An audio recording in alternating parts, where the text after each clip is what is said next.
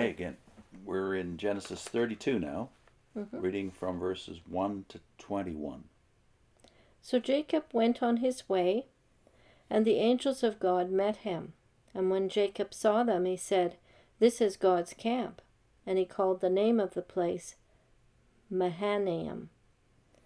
Then Jacob sent messengers before him to Esau his brother, in the land of Seir, the country of Edom.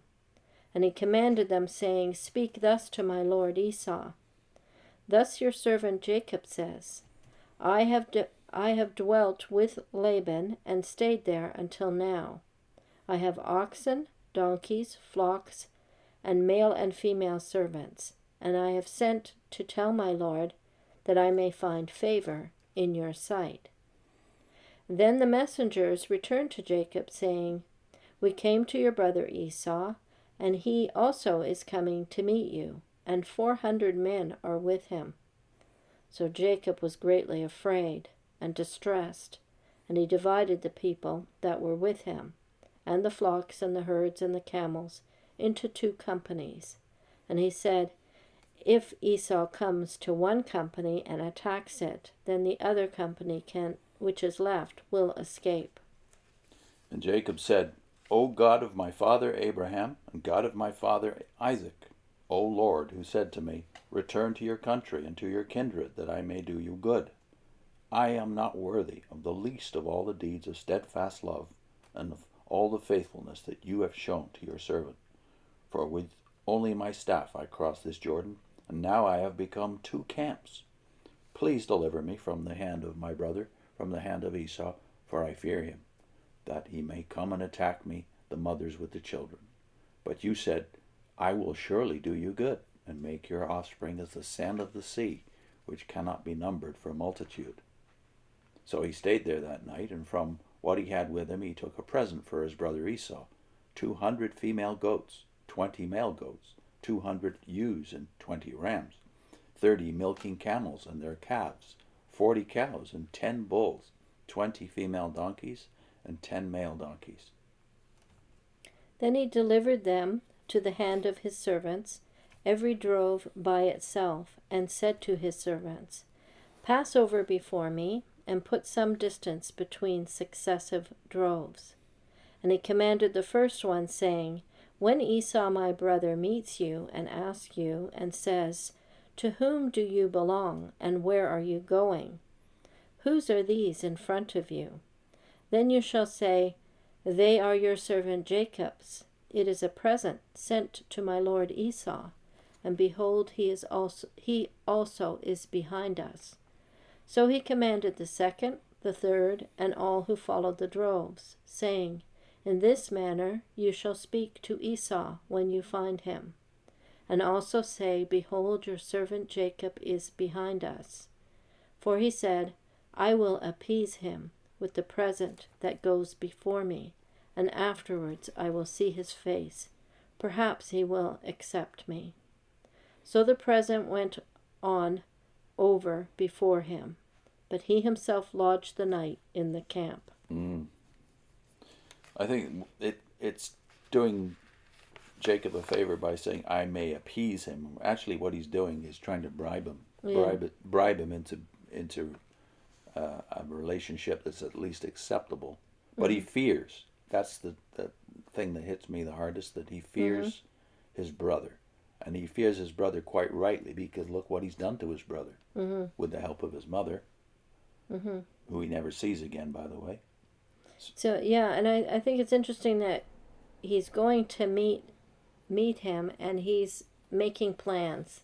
Right from the beginning of this, you've got him making plans. Then he prays, and then he goes back to making plans, right? So it's that's something we should be conscious of too. Are we actually praying, or just telling God what we're going to do? Right? Are we asking for help? He seems to even quote God back to God in an effort to, remember, God, you did say you were going to bless me, as if God needs reminding. But if he feels he has to buy the affection of his brother, then it makes perfect sense that he's trying to buy the affection of God. Mm-hmm. And that's what religion does. That's what religion that's generated from us does anyway, not God's religion. He admits he's not worthy. Somewhere in there he said, I'm not worthy. Yeah, verse 10. Yeah. So I'm not he worthy knows. of the least of all the deeds of steadfast love and all the faithfulness. So he's experienced God's faithfulness to him, but he's quite conscious of the fact that he's not worthy of it. Yeah. Well, what does that say? At least he's got the right attitude towards faith, that it's not about you. Yeah. So I think this, we've been going through the Pure Worship book. With the Pure Worship book, they try and make you believe that he's got just he's a great example. He's quite worthy. Yeah. So they're denying what Jacob says about himself. Jacob knows he's not worthy. So they have you thinking everyone who God protects or blesses has to be doing everything the right way. Mm-hmm. Perfectly. And as you said about this reminding God in the prayer, he's reminding God of prior promises that God has made. And I couldn't help but think of that girl, the housemaid Rhoda that's mentioned in Acts, right? Remember her? Yeah. So they're all praying. The whole congregation is praying for Peter, who's imprisoned. And then Peter is miraculously released from prison, and he's knocking at the door. And Rhoda, the servant, goes to the door, and she's so overjoyed when she hears Peter. She leaves him. Leaves him standing there. Still knocking at the door. She doesn't open the door to him, and tells the others who don't believe it. Yeah. Here they're praying for him, and yet obviously Rhoda is not. They're thinking, "Oh no, you're fantasizing, or it's a ghost." It's his angel, isn't that his the phrase? Angel, I think it's his angel standing out there. Yeah, it can't be him. So, how many times do we pray and not really believe that we're going to get an answer? Yeah. Yeah, that's quite. True. Yeah, it's not just Jacob, but all of us are a little like that. Now the quotes, there's three good ones here: Barnhouse, Griffith Thomas, and McLaren. Okay. So I'm reading. Okay, wait. I'm in the wrong Barnhouse. Esau, Esau. The name beat like a pulse in his mind, making him feverish with fear. Forgotten was Bethel, forgotten the ladder to heaven, forgotten the host of angels. All that Jacob thought of was his own inadequacy. Will he never learn? It says, will we never learn? Oh, will we never learn? It would have been sad if our Lord had said, without me you cannot do much. But Christ told no such lie. He was the truth, and he said, without me you can do nothing. John 15:5. And then Griffith Thomas says, Jacob's intense fear and distress were evidently due to his conviction that Esau's coming meant hostility. Of course, he's assuming that, of course, based on his own guilt, apparently. Yeah. Not assuming that God's done anything in the meantime.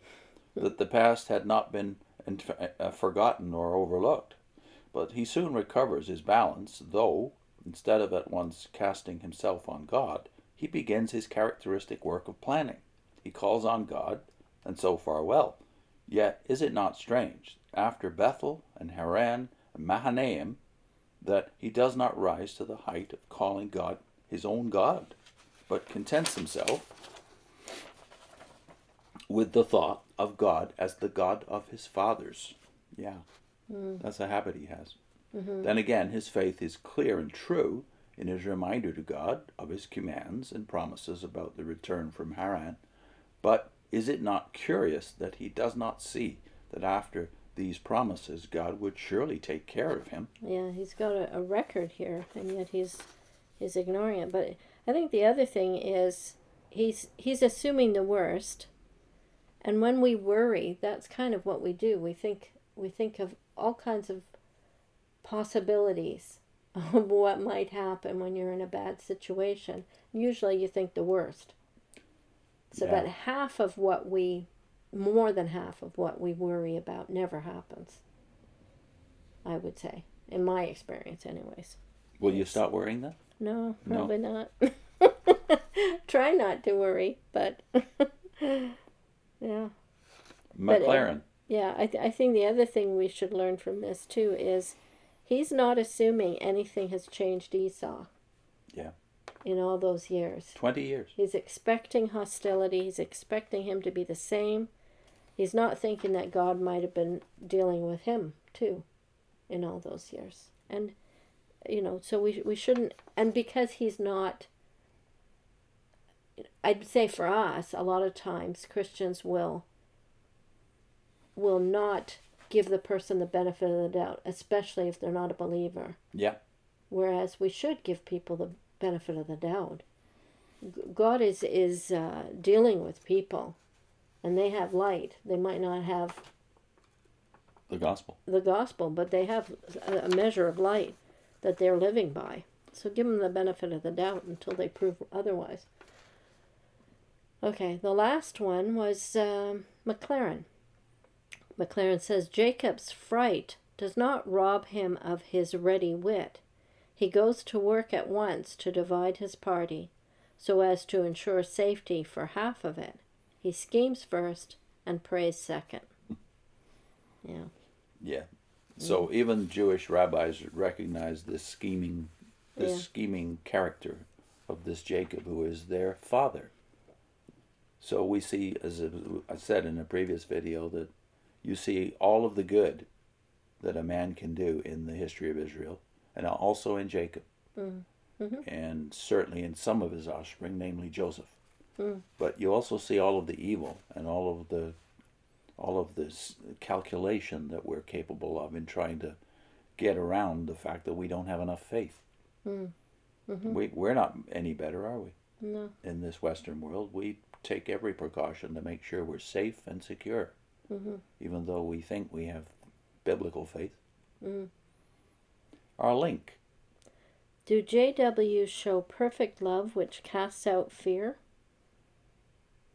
That's a meditation by Ray Franz, is it? Yeah, is I it think not? so, yeah. I think life gives us lessons and tests all the way through it. And you pass some of them and you fail some of them. But that's hopefully as your faith builds, you will have less fear. I should think that would happen. I would have to say I'm a lot more at peace.